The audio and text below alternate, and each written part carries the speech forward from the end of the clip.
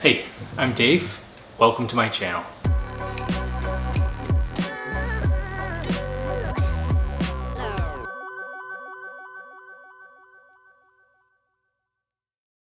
Now, if you've watched any of my videos, you've probably seen that I make a lot of mandalas. Seriously, like a lot of mandalas.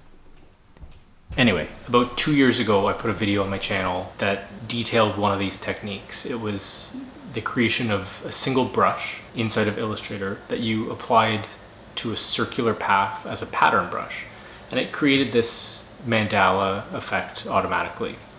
And recently somebody on that video left a comment asking if they could accomplish the same thing in Photoshop. And the short answer is no. I couldn't figure out a way to translate that effect to Photoshop. However, I do have a Photoshop mandala technique that is different from all of the Illustrator techniques that I've taught so far. There's a Symmetry tool inside of Photoshop that you can use with the brush tool. Unfortunately, you can't use it with any of the vector path creation tools that are inside of Photoshop. So just using the brush tool leaves you with a freehand effect that I didn't care for particularly. So I wanted to find a way to be able to use a more precise, clean looking line with the symmetry function that Photoshop has. And the trick that I'm going to show you today is to create your own brushes that you will then use in the symmetry function almost as if they're stamps. So let's go dive into Photoshop and get started building these things. So here we are in Photoshop. I've got an example document with all the brushes that I built for this tutorial up on the screen. And we're going to try and create something that looks like one of these. Let's pick this one to start with.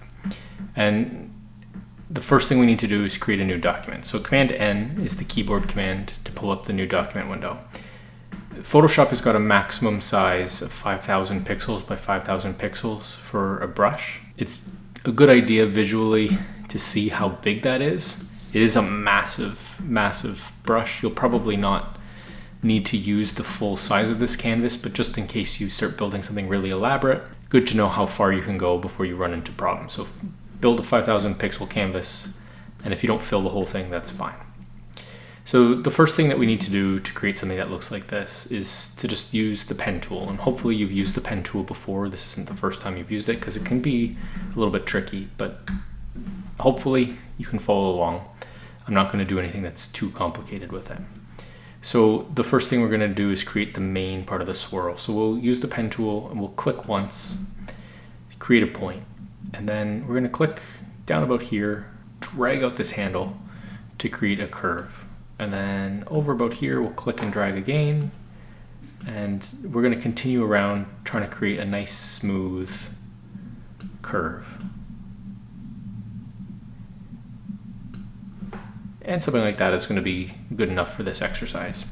If you've made any handles or points in here that you're not happy with, there's a few ways to adjust them. So with the path still selected and the pen tool active, if you hover over a point that you've created, you'll see the negative symbol pop up, and that would allow you to remove that handle or remove that point, pardon me, if you click on it. Additionally, you can use the add point if you need to add extra handles to be manipulated. Say the curve isn't working the way you need to, you can add a point and make it a more complicated path.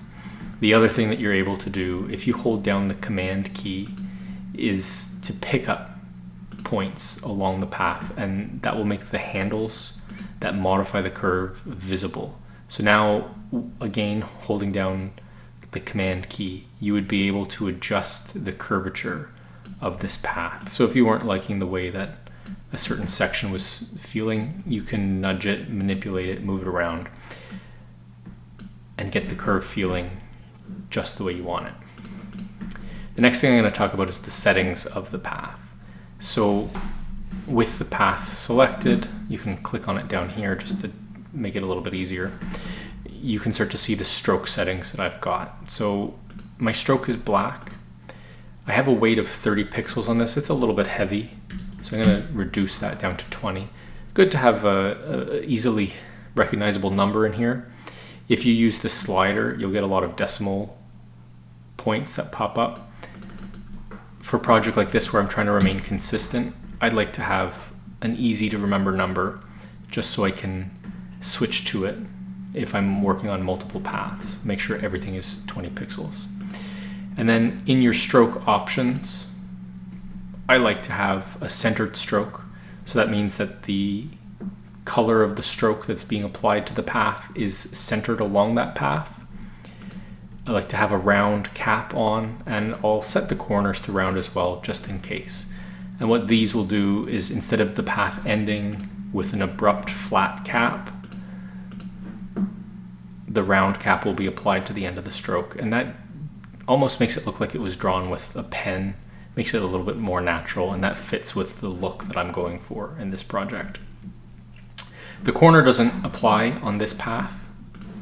I would have to have a path that had no curves and came to a sharp point to see the corner effect. So here you can see it. If you go back into the options and turn the sharp corner on, it'll be pointy like that. Might be the effect that you're going for, so good to know. Another detail that I worked into my project is a dotted line. By default, there's a dotted line in your stroke options here, but the dots are quite close together. So if you go down into the more options, you're able to adjust the gap between the dots. So let's go up to 10. And now you get this spaced out set of dots along a path that you draw. And that's how I've added in these details throughout my brush set. What you can do is, if you click on this gear icon, you can save that stroke. So the same settings will be saved in your stroke options, and will just allow you to easily select that as you're building a series of brushes. So let's delete this because we don't need it. So I'm going to start drawing the rest of these elements in here. I'm going to use the pen tool again to do that. So P on the keyboard pulls that up, and then we could just quickly recreate what I had, creating a new path up here. When a path is active and you have the pen tool, you can press escape to drop that path and then start to draw a new path somewhere else. If that path was still active, like so, and you came up here to try and draw a new path, you would just continue drawing, and that might not be the effect that you're going for. So it's important to know that escape will drop the active path and allow you to start a new one.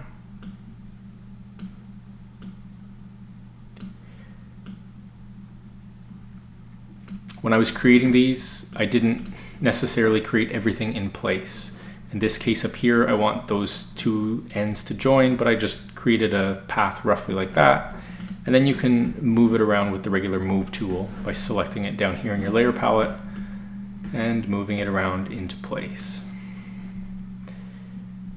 With that same concept in mind, you can option and click and hold when you have a layer selected to drag a copy out. So you'll see that little black and white arrow tip change, and that means that you're going to create a copy. When you have a copy of a path like this, you can now start to do things like this. You can go to Object Transform, Flip Vertical, or pardon me, I should have done Flip Horizontal. And then you can transform again and use the rotate features to position this in a different location. So then that way it saves you some work because you're able to reuse paths that you've created. You're not creating everything by hand. And then you can adjust them once you've copied them into place. The other thing that I did was I created a couple little leaves. And what you'll want to do there to create a leaf is click once, click and drag out the curve of the leaf like so. And then you're going to want to have a sharp point at the end of the leaf. So because you've got this handle that continues, if you click somewhere else, you'll end up with a smooth continuation of the path. So what you'll want to do there is option click on the end, and that deletes the second half of that handle, and it allows you to bring the path in a different direction. So you can create a curved tip like that and then complete a small little leaf, which you could then drag a copy transform and put into place somewhere else on your brush. And you could do it again so that it comes over here, but maybe you want to flip that one. So you could edit, transform, flip horizontal, and put it in place. That gives you the general idea of how I put these together, with the final piece, of course, being that dotted line. So you create a path just the same, but you select your saved dotted line stroke. This roughly recreates what I put together here. I spent more time perfecting this, making sure that all my paths were curved the way that I wanted them to look. This is a little bit sloppy, but it's going to work for this example. So what I did from that point is I went to define this as a custom brush. So what you'll want to do is select all of the layers that created this brush in your layer palette. So you click on the top one, hold Shift, and click on the bottom element. You would then group these all together with Command G, and then you can change the name of this to brush sample, brush test, whatever it is that you want to name it.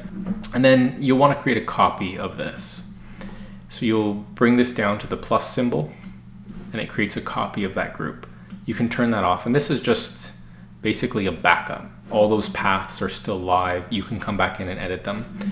What you're going to do with this copy is you're going to flatten it. You're going to merge it all together. Command E on the keyboard is the key command that will do that. And now you have a single layer.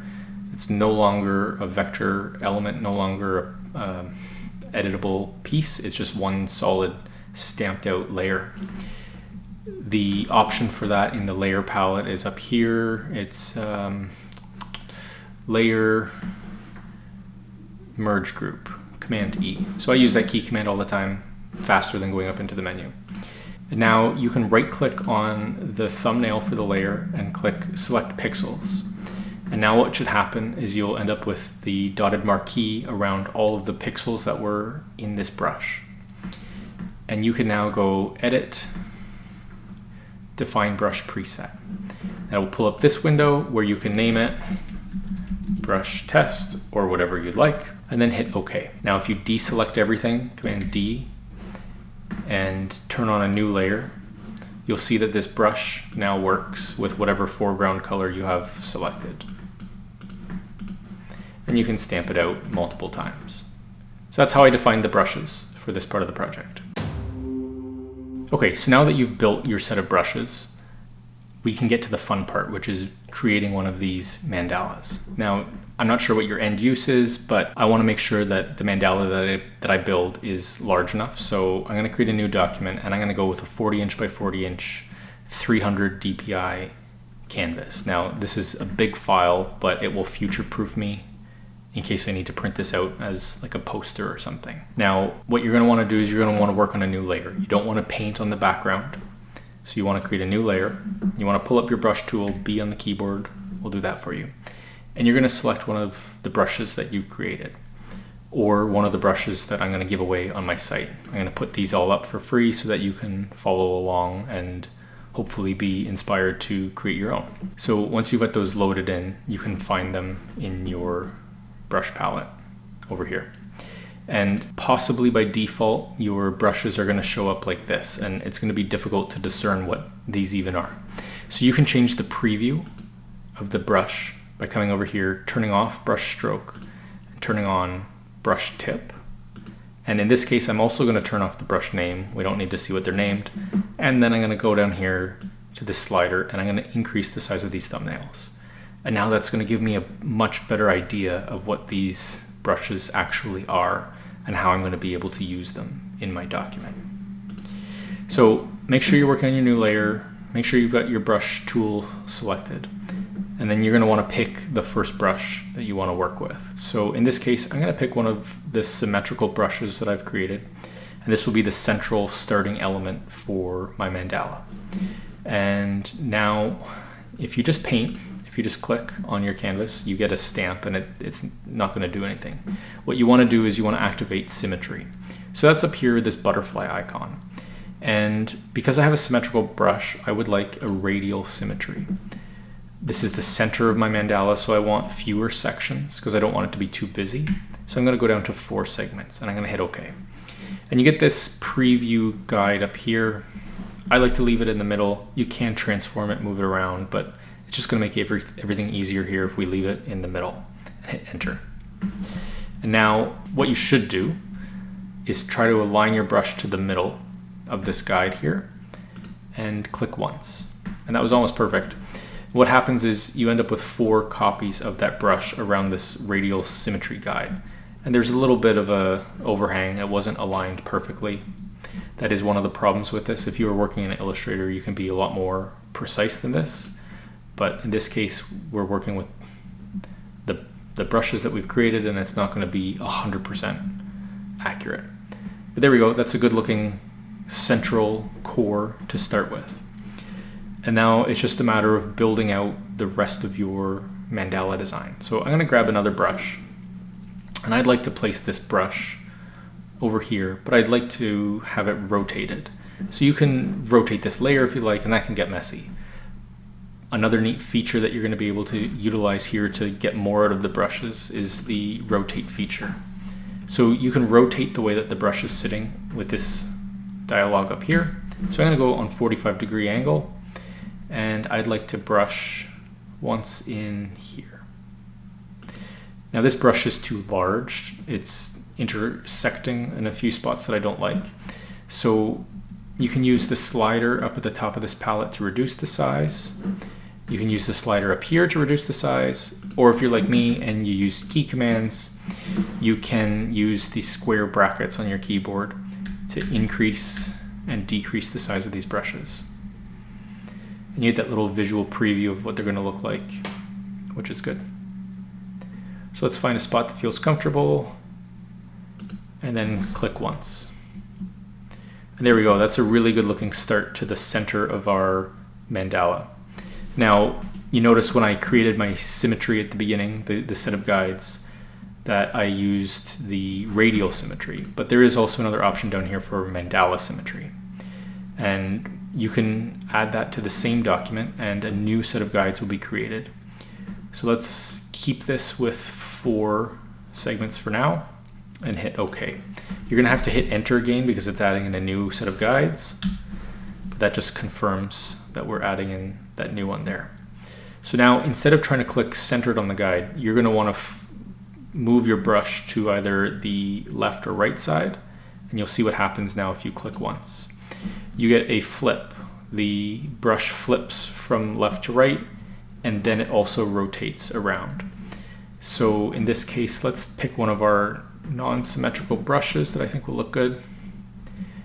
And I just want to get the tip of that stroke hanging over the middle. I want that leaf to be above that circle, and then my single click will create an element that looks like that. So you can continue this process, continue selecting different brushes, move around your design. You could add even more segments of symmetry here. So you could go up and create like an 8-section radial set of guides, and you can use a different brush about there, and then you can fill in the empty space with more brushes that you like. And you can make this as detailed as you like, again, with just these individual clicks. The core work that you did developing the brushes in the first place was, I think, the hard part of this tutorial. Once you get to this point, it's just fun seeing it come to life. The one last tip that I'm going to leave you with is over here in the path panel. The radial and mandala symmetry guides that you created can all be found in here, and you can switch back and forth through them. You can see the butterfly is active on this radial symmetry, but you can switch back to this 4-section mandala symmetry by right-clicking on the name and going down here to make symmetry path. And now this path is active and would be the one that you would be using up here if you were going to, say, brush this element in. And then once you're done, this set of guides that are active, you can go back up to the butterfly and turn symmetry off and get a look at your final creation. All right, that's it for me today. I had a lot of fun creating this video. I think the technique is really cool. It may not have hit the mark for what the commenter was looking for because it wasn't exactly a translation of the tutorial that I had earlier for Illustrator, but I think there's still a lot of really useful things that could come out of this tutorial for a bunch of people. So if you've stuck around to this point, I'd really appreciate it if you leave a comment down below, give the video a thumbs up, and if you're not already, I'd appreciate it if you subscribe to the channel. You know, all those classic things that YouTubers ask for. Anyway, I hope all you guys added to your creative skill set with this video. That's the goal here on the channel, is to grow and become better creatives. I hope we accomplish that, and I hope that you'll join me in my next video, whatever that ends up being.